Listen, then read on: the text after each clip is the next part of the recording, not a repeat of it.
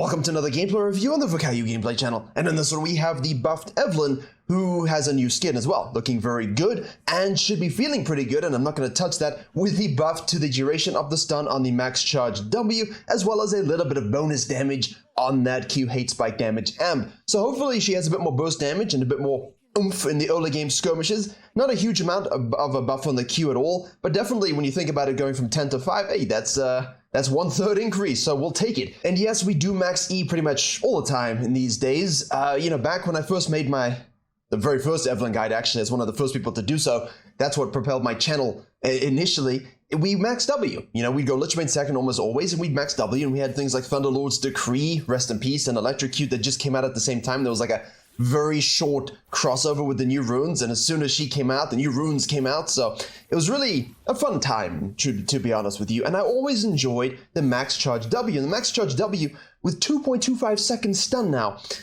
Charm, oof, that's a lot. But the thing is, in the modding, even back then in 2018 or 2019, 2017 to 2018, you felt like you could actually get away with that. Nowadays, it just feels like, who is going to allow you to charm up somebody to that, to that extreme and actually allow it to get through? Provided they have no mobility and no flash and you have rocket belt and so on, yes, it will work. But with the modern champion design being what it is, it's significantly more difficult. So I'm not sure we're going to see a drastic shift from, Emax into WMAX, but it is something I'm personally just going to play around with just a little bit, just to kind of investigate and see. But for this one, we're going to see how the overall buffs affect the total package. And you would have seen the rune standard Electrocute page, and she was actually one of the first that I put out on Zara as well once I started expanding. So if you want the best Evelynn tips from an OG player and jungle, well, I am a jungle coach at the end of the day, with challenger runes and builds, then Zara GG has it all. I have all of my contacts and connects as well for all my champions, things that need a bit more flourishing, but hopefully you enjoy that and find success with her.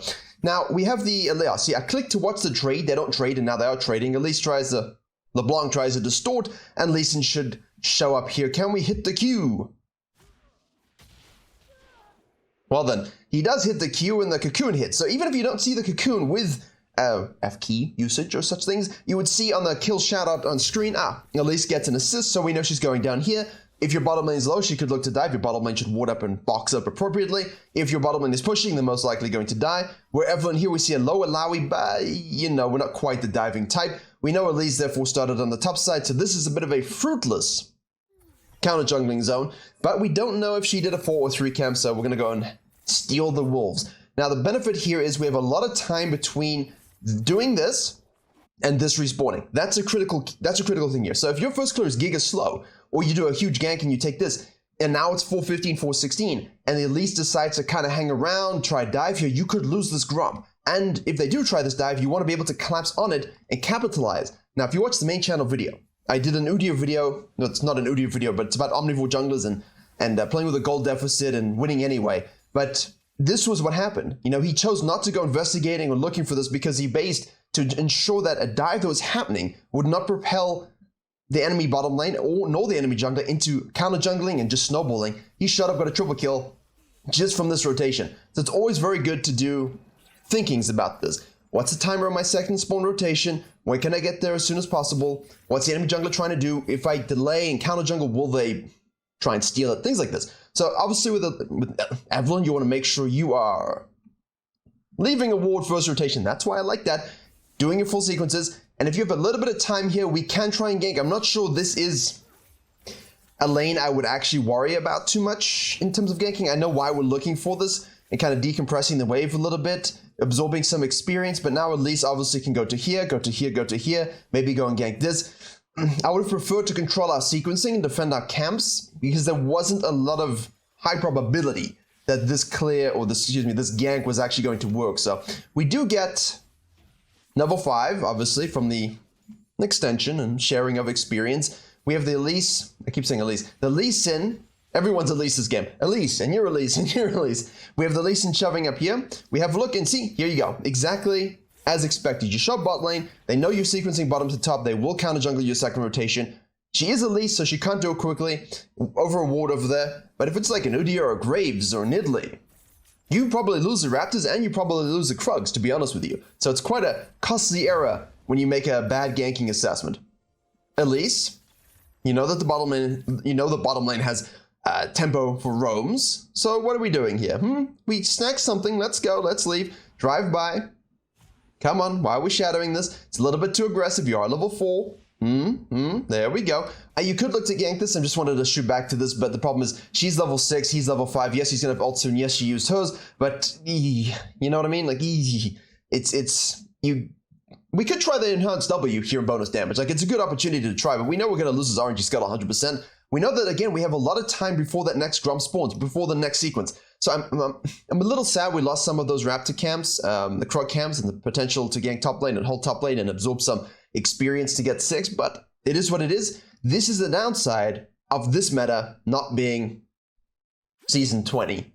Season 20. 2020, season 10. Goodness gracious, there we go. We got there eventually. Because the 2-minute spawn time has allowed you to just loop and loop and loop, and you'd be 6 so much faster than everybody else. This is, again, nice counter jungling, because we have the timer on the wolf camp that we stole. We know that the Elise went down to the opposite scuttle. We know now that the Elise can look to shadow these areas and these. So we're just going to go ahead and snack some stuff. I think we're going to call a bluff here and say, listen, I think you might be taking mine.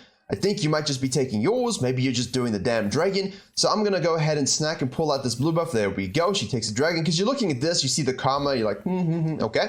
And now we get 6. So good opportunistic counter jungling. We could actually go and steal the Grump. I think stealing the Grump is always a good move here. But as you can see with the frames, low HP Alawi. Let's get that full charm going if possible. And we'll use our ultimate just to make sure we get that fresh kill. Did we need the ultimate necessarily?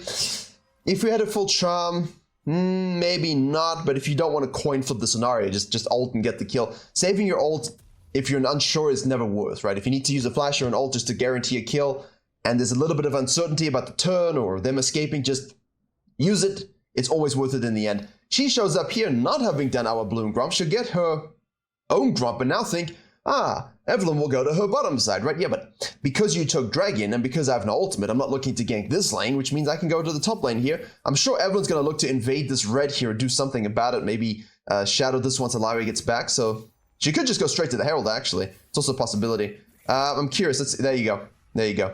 Actually, I swung the vision too quickly. Sorry. I haven't seen the game. I'm just kind of judging based upon what I'm seeing. But this is a very good...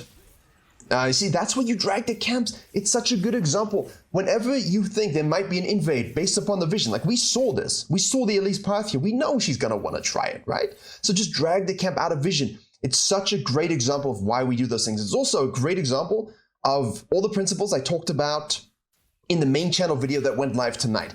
This is exactly the kind of stuff I'm talking about. Level 7 to level 5, not a lot of ganking, just map control, just understanding counter jungling, just using her pathing against her.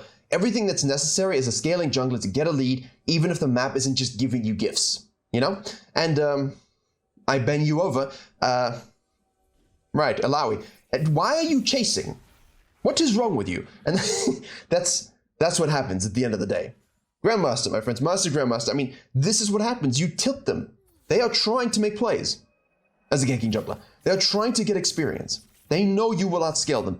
But you keep thieving a little bit and getting a gank here and playing out on the opposite side, avoiding where you know they are, leaving deep vision. That's why I love keeping this a little bit. I'm not sure I'll keep it this long on most junglers. For Evelynn's and Fiddle's, well, Fiddle didn't really have a choice. You could hold on to it, especially for invading junglers. With 3 levels up now. And this is all really just an application of the principles in the video I released on the main channel. It's really, really good to see that. It's a nice example. It's a nice example. So go ahead and I'll link that below actually because it's so relevant to this. If you like this and want to understand how to replicate this and why she made these decisions in a bit more of a specific sense where I can pause and break it down, that video will be linked. But the tracking through vision and understanding the objective side and what the Elise wants to accomplish and then using it against her, beautiful. Obviously, lovely, love this skin. Really, really nice skin. Evelynn just perma wins on the skin department, doesn't she?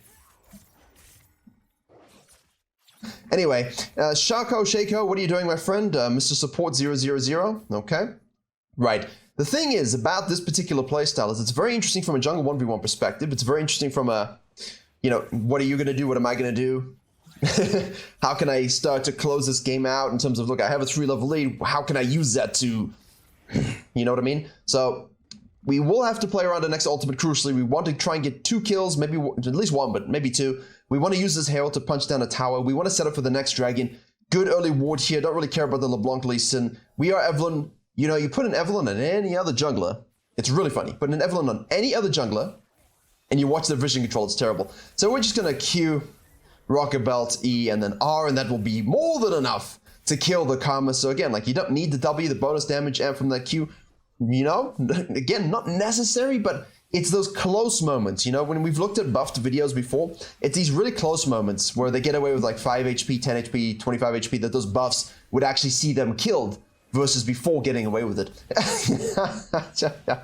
Oh, well, you know, I can't complain about a Shaco dying. I mean, that's just community services, you know. But still funny that she walked into the box and got feared. We'll take another kill, and that's it, 4-0-1. 4-0-1. I mean, we had 2 kills, right? And now we have 4. We had no assists, and now we have 1. And I'm so watching the Evelynn, I haven't realized that the Lee Sin shows up and thinks I'm a genius. Here we go, fully charged W, please. Boom! Nice stun. Of course, the stun, 2.25 seconds. That's a long time in League of Legends. Now, obviously, you'll have to have max rank for that. So if you max it less, you're not going to get that benefit. But it is still increased by 0.25 seconds. That's still a decent amount of time in an early game stun. Now, for example, to give you an illustration of the power of 0.25 seconds, Echo Jungle was useless. Terrible in Season 9. Couldn't be played. And what they did is they buffed his damage to monsters. But most importantly, excuse me, Karma, I'm just waiting for this fully charged W, but I see Elise, so I'm going to run the other direction. I do have flash if I need to. I'm going to try and use that gap closer mechanic on the minion. I think you should have just respect flashed the cocoon. If she's going to cocoon it, just respect flash it. Respect flash a stun. Don't try and outplay it with ease, you know? And if your Rocket Belt's up, use your Rocket Belt. Proto Belt, excuse me. No, Rocket Belt. It used to be Proto Belt. It is Rocket Belt. Goodness gracious me. Anyway, so for Echo, he got a bonus damage to monsters, yes, but they buffed that stun on the W from 2 seconds to 2.25 seconds, which, as you will understand it, is the same stun of a max-ranked Evelynn Charm fully charged. So that's a lot of time, and it really propelled Echo back into the meta. He was a bait pick in the Worlds at Worlds at the time. People thought, hey, this is such a great solo queue pick, let me use it at Worlds. It didn't work, but damn, he was strong in solo queue, I'll tell you that much. That was when I still did these huge champion guides. I might go back to them at some point if I can figure out a more streamlined system, but I mean, it's a lot of magic resist shred, it's a lot of monster damage you get as well. The cooldown goes down decently, the range increases. I mean, the W here, as you can see, I'm just looking at it to show you, it's such a huge amount of stats, but it's a little weird that we don't really need it. Excuse me, I hate mid laners who do this. Wait for the charm, there we go. Again, increased charm stun time will be enough for most people in most games to layer their CC as well. Not only is it great that they can't move and you can keep dishing out your Qs and get your Es and use your R, but your team can play off of that as well, which is quite nice. So this one obviously scales, obviously it's just raw damage, right? We're just going for absolute raw giga damage on the E, but the utility of the W as a zone tool, as a chunk tool, as a farming tool, as a percentage damage tool, as a magic shred tool, it's such an anti-tank button, especially in the current meta. You know, that was the logic back then. That's what we used. I'm just sort of explaining the context. For most of you know that we kind of go double QE in the first clears. We just try and rinse and do as much damage as possible because there is a lot of damage in the game. It's very interesting that 4 or 5 years ago, we so prioritized the W. Obviously, it was different back then. It was more it was stronger. It was strong. It has been nerfed subsequently. But hey, Alawi, full charge if we can get one. There we go. Use ultra reposition. So we're seeing a lot of full charges here. This is base. Level 1. This is a rank 1 W as well. So just a 0.25 seconds on rank 1 here is nice. You're seeing it. And obviously the bonus damage is always good on the W. I love it when it's buffed. The best thing obviously was a quality of life shift they did to the Q. When the hell was that? And it was season 10, right? Season 10 where they did the quality of life buff to the Evelynn. So you can kind of go skirmish junglers all of a sudden. Back then you just couldn't skirmish junglers. But now you can. So really good modernization of a kit that was already modernized through the rework system.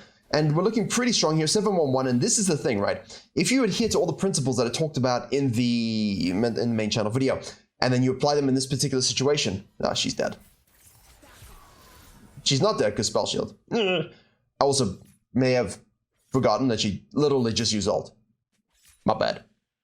Normally, she would be dead. And you know, the Magi into the Void Rush here, This is largely because we have the Morph Mortis rush on the Lee Sin. We have the Hex Drinker rush on the Sivir. So while we do want raw AP, and raw AP is beautiful for our passive and for everything about our ratio, it's just so much AP. The Void Rush in specific scenarios, especially against magic stacking teams where you have a magic heavy distribution of damage, a lot of magic here, it's going to be huge.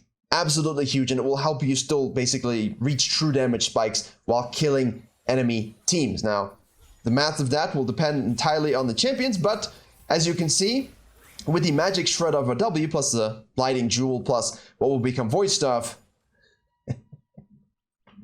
it doesn't matter at all. I mean, you overkill them regardless, which is all we really want to do. But I think for Lee Sin example, definitely we want to make sure we're shredding him. We do have ult available now. Maybe we can just go for the W slow if we need to. We don't really have to go for full charm, but full charm into... Ooh, Root? Get kicked, yeah, I see. So there hitting the slow would be good, but oh no, he actually went back in. He's trying to kill the Shaco, who's going to reposition. The boxes are doing damage. The log goes in. Chains, and then hate spikes, obviously, and then Shaco explodes and gets the kill. Of course he does. Of course he does. But Chain CC with the Evelynn Charm is going to look really good late game. I'm excited for the late game stuff. So here you go, full charm again, dead. I'm glad we're seeing a lot more full charms, because typically in the combo now, with Electrocute for quite a while, it's just been a case of just use it for a slow. I like that we're kind of really testing out the max charge of it, and we're still trying to bust out this mid lane tower. So that full charge, you know, you have the Magic Shred, and then you use your E, which is what you're maxing second, plus the Void Stuff. True damage is what you're looking at, essentially. Now, we have taken this tower, thank goodness. A little bit of pressure top lane was good. Same thing when the Elise was down here, we took things here. Great example of the video on the main channel. And now we are still trying to get this one, but we want to set up picks and get the next dragon, because giving them 2 dragons, don't think I'm a fan. Can we get the full charm again? The kick is so damn annoying. We try to get the Q, but the minions eat the Q instead. Now we can just keep doing damage. We get cocooned in spot. She is down almost 3 levels still on the Elise. The Elise is almost down 3 levels on the Evelynn. Goodness gracious. Dragon is up. Sivir's mid lane. Olaf is pushing top lane. Herald is activated on the bot lane here. We have enough power now that we can take this fight, although it is 4 people versus 3 people. Use your camouflage to try and get a flank here. No kick on the Lee Sin. They're going to try and go for this dragon. I don't really want to have to give this, but obviously if your team is out of position, you don't really always have a choice, do you? We could try and flash Kiwi Smite, you know, and ult out, but... we did actually try to do that. But too late. Right, Alawi is just absolutely fisting our entire team. Ezreal is just basically AFK, as most Ezreals are. That's why they're bad. Olaf is dead, and we're alive. What can we do here? We get seen by the turret. No! Double kill for the Elise. Undeserved. I hate it when that happens. 422, 93 CS. What are you doing to deserve these kills? You're doing nothing. Grouping up the mid lane to try and take this bounty. They are down a substantial amount of gold, though. You are the gold lead, remember that. They always think you just run away once they see you once. Like, they think, enemy teams think, an Evelynn who gets spotted is just going to run away and piss off. No, you see me, I'm going to reposition and then go back in, because that's what we do. And obviously your CSPM will go down if you do that a bit more often in your lower elo games, where it's required that you kind of chill a little bit and trap a little bit and cheese a little bit. You know, you gank bot lane, you take a Gromp, you sit in this bush, they come back, you kill them again. Your CSPM goes down, but your kill rate goes up. That's all we really need sometimes, so... Look at the map, see what's needed. In this case was a great example of farming, and now complete explosion. And we're still farming, but the explosion's important. See, look, ADC in isolation. Problem with Sivir is the spell shield. That does suck. I will admit that does not feel good. We have Void Stuff completed here, 23 stacks of Mejais. Alawi tries to yeet Ezreal. Ezreal says, aha, you belong in a museum. We're going to move to the top lane here, see what we can get. You see how we're just kind of patiently waiting? Okay, full charge W maybe for the Magic Shred, because we're going to need the Magic Shred. Oh, the true damage. We didn't even need to R. See, we're trying to save that as much as possible. The full charge on the W with Magic Shred plus Void plus the damage up with the E is beautiful, and I like seeing it, and it's nice to see. I'm so used to everyone just slowing with W, not really caring anymore. More reminiscent of how I played Evelynn, at least. And obviously, when a counter jungle camps, we see the Karma here. We will have a full charge. We do have Rocket Belt to stick to her. Can we see it through? Yes, we can. That's a lot of damage.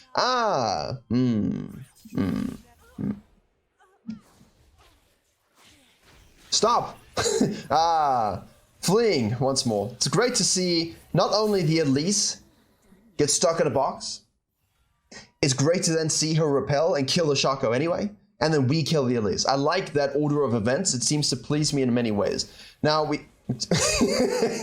he realized his mistake as soon as he walked. He was like, oh shit, I better go back. It was fun to watch. Thank you, Lisa, and I appreciate that. I'm sure everyone enjoyed watching that as well. Now, we are at 25 stacks of the Void Staff. We're probing, we're trapping, we're sitting in their jungle. That's exactly what you want to do, and you want to do it at 21 minutes. We've been doing this for 5 minutes. If you are someone who's always got 35-minute, 40-minute Evelynn games, it's because your early game sucks. You need to fix it. Because you want to be trapping and sitting in places where you never have to team fight, where they're forced to go to camps and go to towers and go to waves to get experience, and you're just there with such a huge lead. You one-shot everybody. They can never do anything. And that's why people hate playing against it, and that's why when I'm Zyra support playing against it, I buy 25 control wards and move it everywhere I go.